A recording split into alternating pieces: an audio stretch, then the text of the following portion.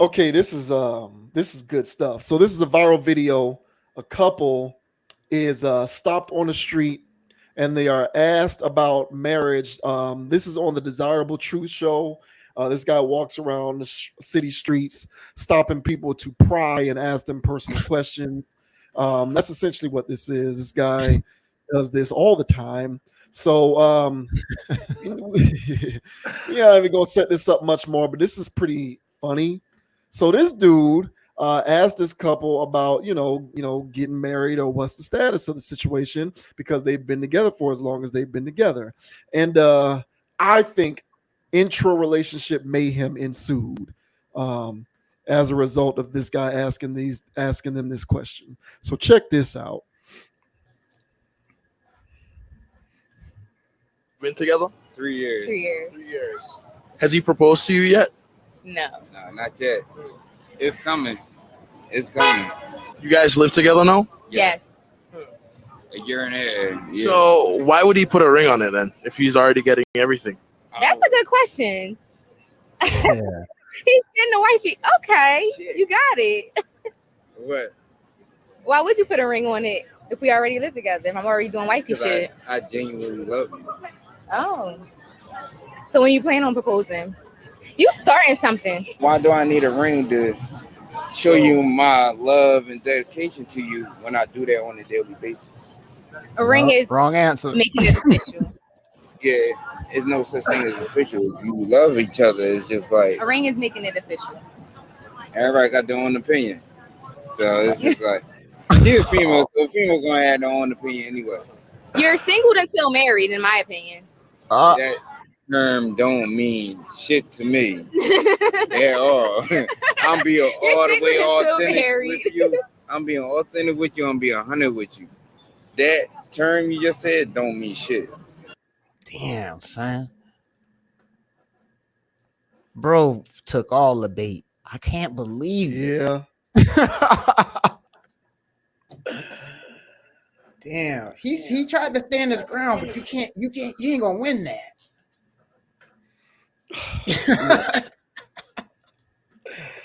Oh man. Oh gosh.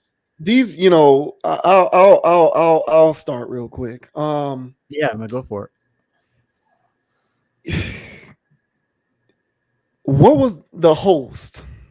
Boy.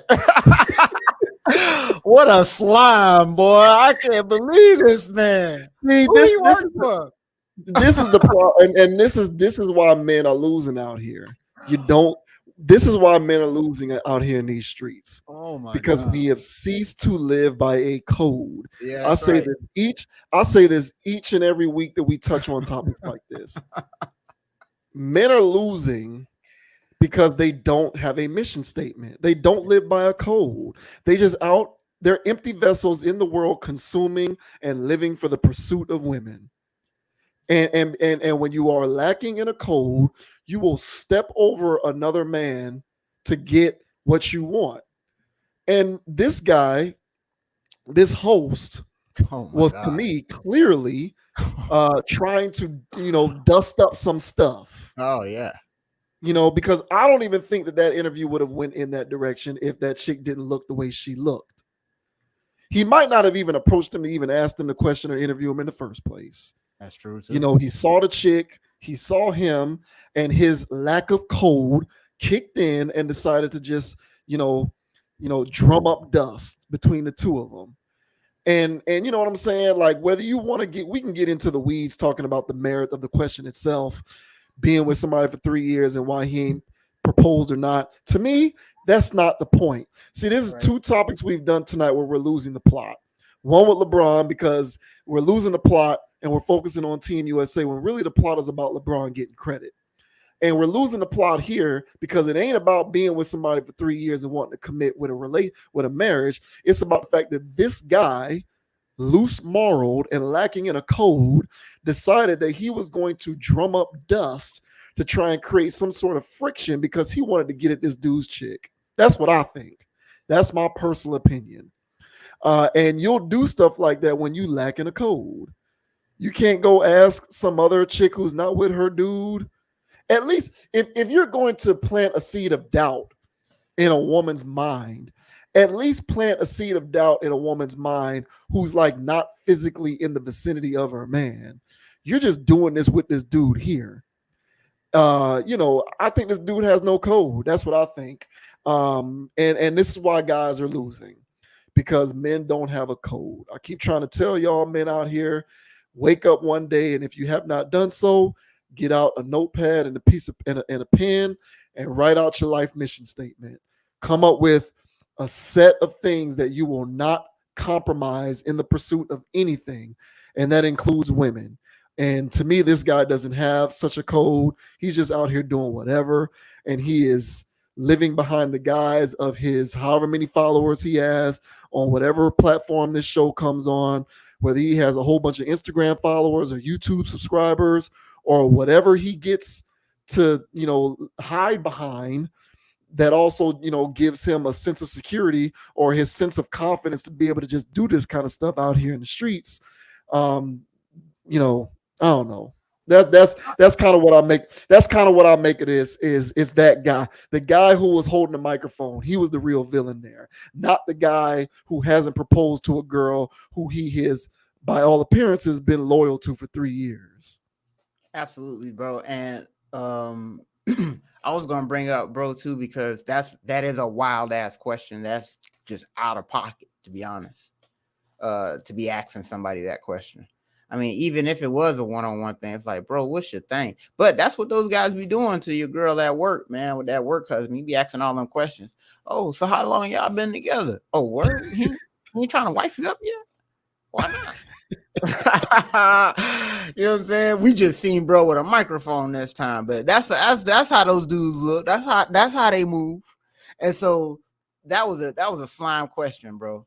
So but yeah, I'm gonna address bro that was answering the question, because I've been in that boat before.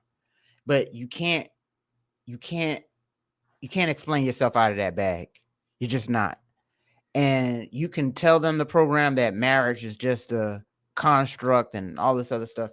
They don't want to hear it. So you just have to know your personnel. And I'm sure they've had conversations about this before, him and their girl.